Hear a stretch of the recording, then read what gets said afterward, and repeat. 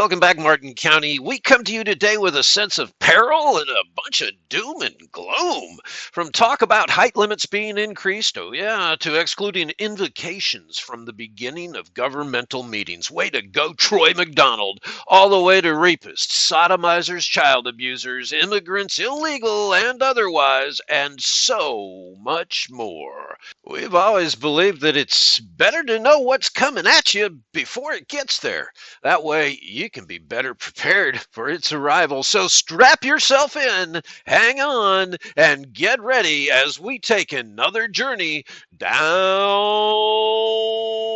the rabbit hole. Today is the 12th of March, the Mess with Your Clock Day, and on this episode, we're going to look at how a rapist, child abuser, and domestic abuser has influenced the Indiantown elections and the outcomes of some very important decisions that were made.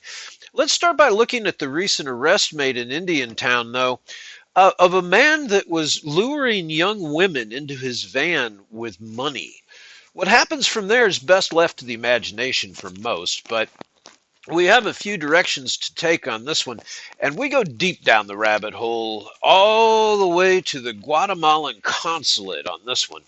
Before we do, though, remember your comments are always welcome and can be left below. Be sure to like and share this information so we can get to talking about Martin.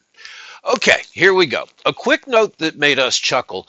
We're told that a couple of well-known names are jumping into the Indiantown election next time around. One was recently defeated. The ever-popular NAACP, minded all whites are racist and blacks are better, Dilbert be damned. Oh yeah, Miss Jackie, holier than thou Clark, has made it very clear to many that she's running again. Oh, great. Just what we need. Another divisive, racist distraction in the electoral process. Stay home, Jackie.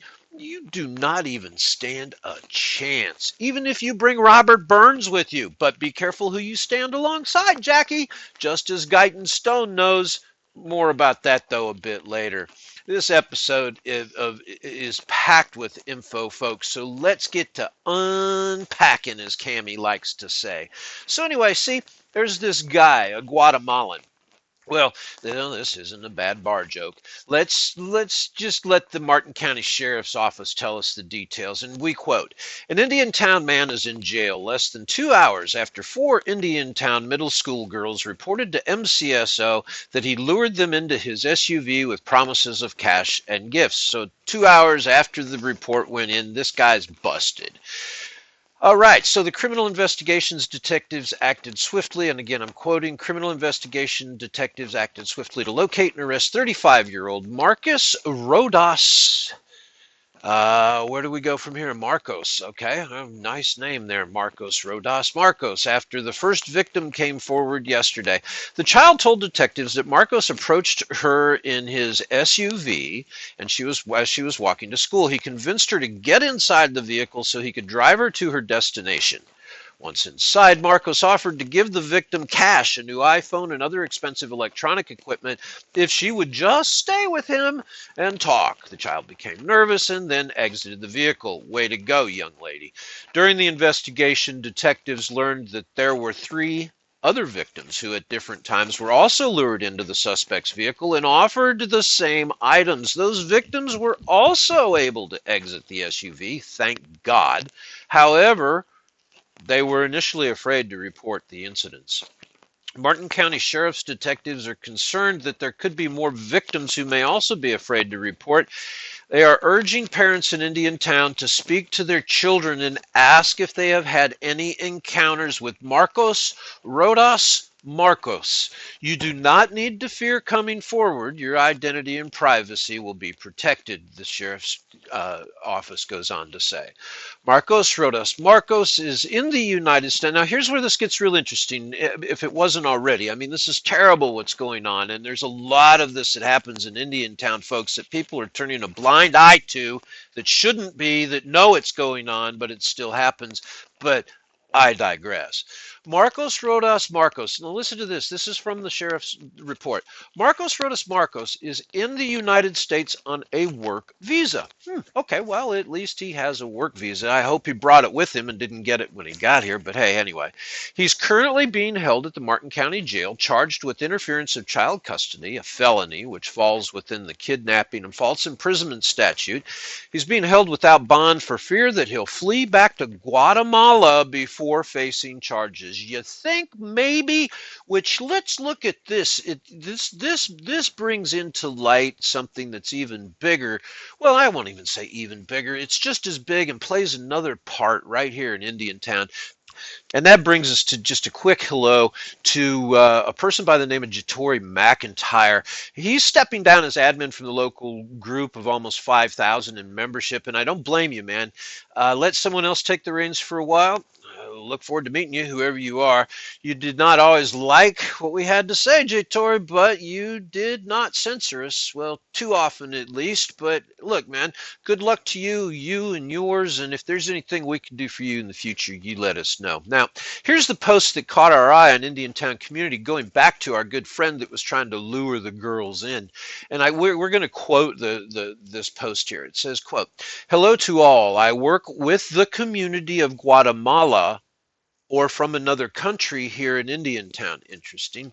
"For this occasion, I need the help of someone who has knowledge of a place that the consulate of Guatemala can use on April 29 and 30. To do what? To process passports or some other document. Usually we always count on the help of the Civic Center, but on those days it will not be available. Unfortunately, we don't have a lot of support from places, or we do not have many places in our community. Please, if you have a spare place, either a church or local, please let me know ASAP. Thank you very much. God bless you." Wow. Okay. Well, first of all, this is not the first time this event has taken place. They brought them in as far away as Houston last time, and buses showed up dropping off Guatemalans with identical little brown envelopes with legal documents, and they were carrying boxed lunches and for the long stand in line all day long the last time that they did this. So why Indiantown? I mean, really. And why not ask the Catholic Church if they can't help you? I mean, they're the ones that opened up the underground during the revolution to bring all of the Guatemalans here. You would think that their underground should still be open unless you're competing sources. I don't know. But I guess they turned you down too, from what we're told. It's getting very interesting. But you see here again, how do these people get here in the first place if they don't have the proper documentation? And why is the consulate of Guatemala coming to Indiantown? Why is, I mean, there isn't a consulate in Fort Lauderdale or Miami or Orlando that people can travel to. Why so organized? I guess it has to do predominantly with the manifestation of Guatemalans in high density here in the community, which leads us again to another epidemic outcome, and kind of all of these things coming together at once. The Baptist Church here in Indiantown this week was, well, something bizarre happened. The end of the story, and it's not quite the end yet because we haven't found out who the culprits are, but the end of the story is last week the church was vandalized. Two windows were broken in. People went inside. They flipped over the piano. They flipped over the organ. They ripped up prayer books and Bibles and strewn them around, and flipped over furniture and broke some things, busted some glass, and thought they were being cute. But that was just the end of what is really turning out to be a very bizarre story.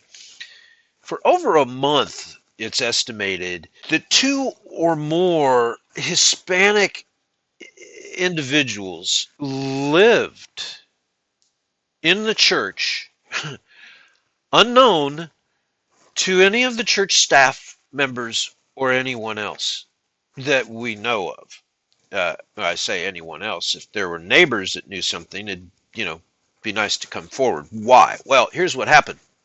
Last week, before the break-in took place, The pastor found a man in the hallway. Yeah, you're not supposed to be here. The pastor's in working. He gets up to go down to the hallway to use the restroom, and boom, there's somebody that shouldn't be there that's there. He calls the police. Two men get arrested. Turns out they'd found a way in. They were opening the door at night. They were eating the church's food the whole time out of the pantry. They kept a low profile and they were taking domicile and eating the church's food over the course of a month and sleeping. They brought their bicycles in. Yeah, the bicycles thing is not hard to understand. If you're from Indiantown, you see everyone that doesn't have a driver's license out here that doesn't want to get arrested. Because they don't have any papers, usually rides a bicycle to get to where they need to get picked up to be taken in the back of a pickup or in a bus to go to go to work. Which ties back again to the consulate, which ties back into people that are soliciting our children to try to pick them up off the streets, which ties back in to getting involved in your community. And it is not racist to say that, God bless it, the Americans that live here need to come first. The people that are here illegal, I'll tell you what, we need to do something to address this, especially as we see situations where there are upwards of 10 and 15 migrant illegals living in a 3-bedroom home. Yeah, rooms rented out overnight. That's it. If you pay more, you can use the bathroom. If you pay more, you can get a meal. If you pay more, you can have a shower in the morning. But you're in and you're out. There are kids growing up in families in this environment because their parents are allowing it, because the situation exists. It's a bad, bad situation. And it's not up to us to put our hands in our pockets and pay for the restoration of the problems that have been caused because of the onset of what is obviously an orchestrated attempt to bring people here for the purpose of doing what? Costing us money, luring our children in, breaking into churches. No, it's not the entire Guatemalan community. Yes, there are people that are in need. Yes, we are a great country, but there are ways to do things that are legal and fair by your neighbor. And that doesn't seem to be taking place in Marshall County, especially when you look at things like, oh, I don't know, your Vice Mayor Guyton Stone and his relationship with the rapist.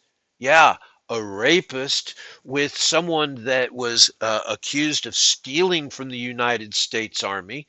And I think they were actually fined upwards of 20 some thousand. Yeah. You see, Guyton Stone and to some degree Janet Hernandez actually involved themselves with this person.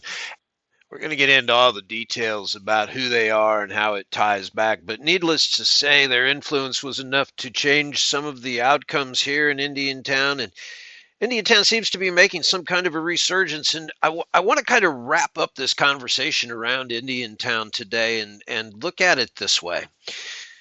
The new development that's going in here, Terra Lago or whatever you want to call it, the names they come up with for these developments or something else, I'll tell you, they all think they're Disneyland or something. They're selling a concept. But anyway, let's take a look at the phase developments on this thing, and also the development that is impending doom coming, it looks like, to our friends in the hammock back here in Fernwood Forest.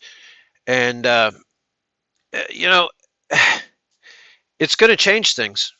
There is a gentrification just through economics that will take place, and it's not necessarily a gentrification of race. It's going to be a gentrification of economics, which is going to bring a gentrification of ideologies and a gentrification of ways of thinking and doing things to Indiantown. To date, the demographics are such that it's been a pretty self-sufficient little community that's looked out for each other all along the way because it knew that no one else was going to. And now you're starting to open Pandora's box. You're getting what you hoped for. It's just not coming the way that you thought it was going to come. And the impact is going to be done in such a way that I hate to say it, but the little guy's going to get overlooked. The small things are going to get lost in the minutia, and you're going to turn into another Northwood District or Wellington, guys. Racetracks coming out to Port Mayaca. Really, no. There are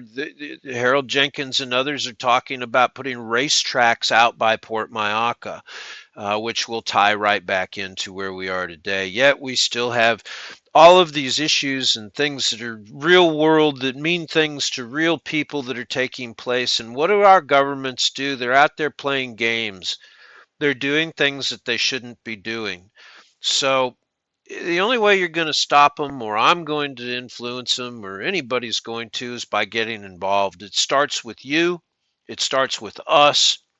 And it starts with a community conversation about the things that are taking place. Like it or not, it's where you live, it's in your world. You either accept it and hide from it and become complicit at this point, or you are doing something in your awareness to offset and to mitigate that evil that is perpetrating itself in all of our lives. And we have to be able to identify that evil and tell it to take a hike.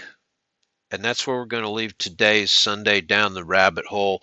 We're coming back with a lot more, about a lot more, telling you a lot more as we do what we do here, talk about Martin. Thanks for sticking with us. No mo out.